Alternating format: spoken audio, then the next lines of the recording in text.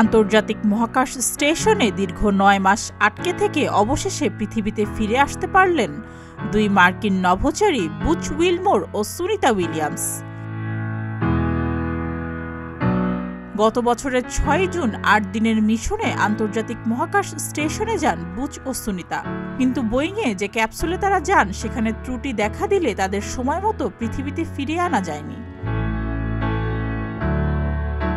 তাদের বহনকারী space x ক্যাপসুলটি পৃথিবীর বায়ুমণ্ডলে প্রবেশ করে ফ্লোরিডার উপকূলে প্যারাসুটের সাহায্যে অবতরণের পরপরই ক্যাপসুলের চারপাশে দেখা যায় ডলফিনের ঝাঁক।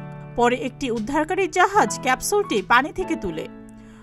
বুচ ও সুনিতা ক্যাপসুল থেকে বেরিয়ে হাসি মুখে হাত নেড়ে সবাইকে শুভেচ্ছা জানান। সঙ্গে ছিলেন আরও ২ সহযাত্রী। বুচ ও সুনিতাকে এখন নাসার একটি উড়োজাহাজে করে হাউস্টনে সংস্থাটির জনসন স্পেস সেন্টারে নিয়ে যাওয়া হবে।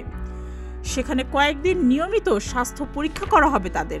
নাসার ফ্লাইট সার্জনের সম্মতির পর পরিবারের সঙ্গে একত্র হতে বাড়ি ফিরে যাওয়ার সুযোগ পাবেন তারা। গত সোমবার নাসার পক্ষ থেকে ২ নভোচারীকে ফেরার দিন জানানো হয়। তাদের ফেরাতে নাসা ও স্পেস এক্স ক্রু 9 মিশন পরিচালনা করে। সুস্মিতা, প্রতিদিনের বাংলাদেশ।